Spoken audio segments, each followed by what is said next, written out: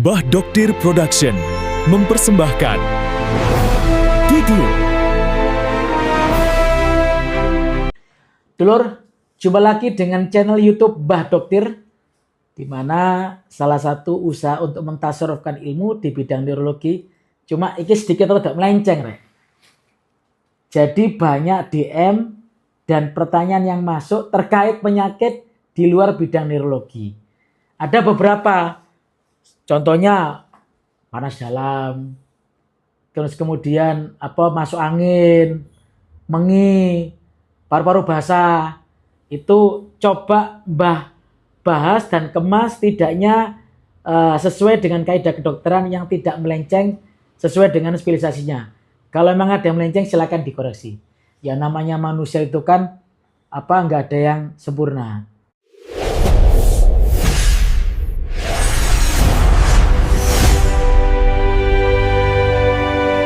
Dok, bengek atau mengi itu penyakit atau cuma gejala? Kenapa saat kambuh nafas sesak dan bunyi ngik-ngik? Apakah ini sama dengan penyakit asma? Dan apa penyebab mengi yang seringkali menyerang anak-anak serta bagaimana cara mengatasinya? Jadi mengi ini ya asma itu. Jadi di mana terdapat kondisi kronis pada saluran pernafasan yang ada peradangan dan bengkakan pada saluran nafas sehingga menyebabkan penyempitan pada saluran nafas dari seseorang. Nah, gejala utamanya ya mengi. Mengi kadang kalau masih ringan nggak bisa kita dengarkan, harus pakai stetoskop. Tapi kalau sudah berat, ya itu biasanya timbul ngik, ngik, ngik. Nah, sesak nafasnya kenapa? Karena kesulitan mengambil nafas hingga terasa megap-megap. Jadi kemudian dada terasa berat seperti ada tekanan di area dada. Nah, biasanya kalau sesak itu diikuti batuk. Nggak harus malam hari, setiap saat bisa batuk. Yang Mbah Dokter ketahui pada pasien asma ini pemicunya yang pertama, alergen, bisa debu, bulu hewan, serbuk sari, bahkan tungau. Kemudian iritan udara, asap rokok, polusi, bahan kimia, bau yang menyengat itu juga bisa memicu serangan asma. Kondisi cuaca, dingin, perubahan suhu drastis itu juga bisa menyebabkan menginya kambuh atau asmanya kambuh. Dan yang pasti kondisi sedang ISPA atau infeksi saluran pernafasan akut seperti flu itu juga bisa memicu asma itu kambuh. Kemudian yang terakhir, aktivitas atau olahraga yang berlebihan. Pasien-pasien asma biasanya itu akan jadi kambuh. Lah penanganannya gimana? Biasanya ini kalau orang sudah terdiagnosa asma itu biasanya ke dokter paru. Paling enggak dikasih satu pelega atau reliever yang digunakan untuk ketika dia terjadi serangan asma. Kalau serangannya kok makin sering, dikasih juga controller, obat rutin yang harus diminum biar serangan asmanya itu tidak kambuh. Dan yang pasti harus dirubah gaya hidup. Gaya hidup seperti apa Mbak yang harus dirubah? Merokok, menjaga kebersihan rumah, berolahraga yang cukup secara teratur. Tentunya sesuai dengan anjuran dokter. Sejauh yang Mbak pernah baca, olahraga yang bagus buat penderita asma ya renang. Nah, biasanya orang asma itu khasnya itu apa? Kalau sudah sesak, dia biasa berusaha duduk, ngenakno awak, terus cekelan. Karena dia berusaha merubah untuk berusaha untuk mengatur nafasnya gimana yang nyaman. Nah, asma ini kalau memang tidak tertangani menjadi salah satu kegawatan jiwa. Jadi asma itu tidak bisa kita anggap remeh. Kalau memang ada saudara atau keluarga atau teman kok balik-balik mengini kambuh, diingatkan. Kapan terakhir periksa, obat apa yang sudah diminum, karena apa? Bagaimanapun juga sesek iku gak enak.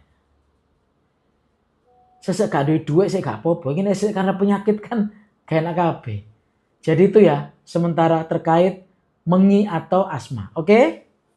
Dok, Saya mau bertanya tentang penyakit masuk angin yang dikenal luas di masyarakat. Sebenarnya dalam istilah medis, ini penyakit apa ya dok? Kok gejalanya mirip flu dan ada nyeri serta capek-capek? Lalu sering sendawa dan biasanya sembuh dengan terapi kerokan. Mohon penjelasannya dok.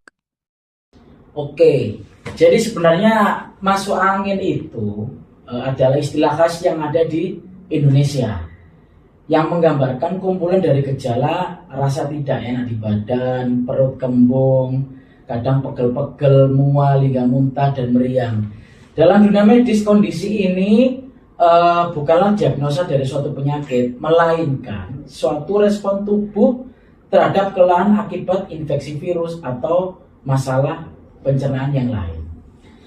Penyebabnya banyak. Kondisi yang disebut masuk angin biasanya dipicu oleh beberapa hal, diantaranya satu, penurunan daya tubuh, semisal kurang istirahat. Yang kedua, gangguan pencernaan, perut kembung akibat pola makan yang jelek, minum kopi yang over, makan yang terlalu berminyak, bersantan, bahkan terlalu pedas, itu juga menyebabkan gangguan pada pencernaan.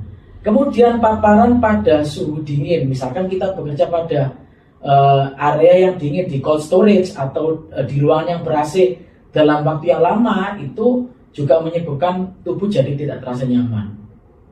Gejala utama yang paling sering ya perut kembung, begah, kemudian pegal-pegal terasa di seluruh tubuh, mual, muntah, dan kadang sering bersendawa, dingin, meriang nggak jelas, kadang nyeri kepala. Sebenarnya kalau hanya masuk angin biasa, jadi masuk angin ini tidak ada istilah medisnya ya, cuma itu adalah kumpulan dari beberapa gejala. Ya bisa kita istirahat cukup, konsumsi makan yang bergizi, cukup sesuai takaran kalorinya, kemudian kelola pola makanan, kurangi yang berminyak, bersantan. Kemudian kalau memang ini tidak membaik, silakan konsultasi ke dokter terdekat. Lah tadi ada nyambung pertanyaan, bagaimana dengan kerokan? Kerokan ini sudah dilakukan sama orang tua kita zaman dahulu. Jadi sebenarnya kerokan itu ya kalau ditanya apakah bermanfaat, ya secara medis dulu ada yang meneliti ini bermanfaat. Hanya saja tidak semua masuk angin itu obatnya dengan kerokan. Secara medis, gesekan yang kita lakukan pada kerokan memberikan rasa hangat dan menyebabkan lancarnya peredaran pembuluh darah. Kemudian warna yang merah itu bukan anginnya keluar, tapi banyak pembuluh darah kecil atau kapiler itu pecah. Nah, makanya muncullah tips bagaimana kerokan yang aman. Yang pasti ketika mengerok digunakan alat yang tumpul. Jangan lupa gunakan pelumas, selalu gunakan minyak angin, kemudian atau balsem untuk mencegah iritasi kulit. Kemudian area yang dikerok hanya terbatas punggung ya. Kemudian leher atau bahu, hindari area dada secara langsung. Dan yang pasti ya ketika ngerok jangan terlalu kuat, gently. Nah, kapan kita tidak melakukan untuk kerokan? Kalau si pasien ini kulitnya sensitif, kemudian ada infeksi, dan yang terakhir adalah anak-anak atau bayi, karena kulit mereka itu tipis dan mudah terjadi infeksi dan peradangan. Jadi sekali lagi,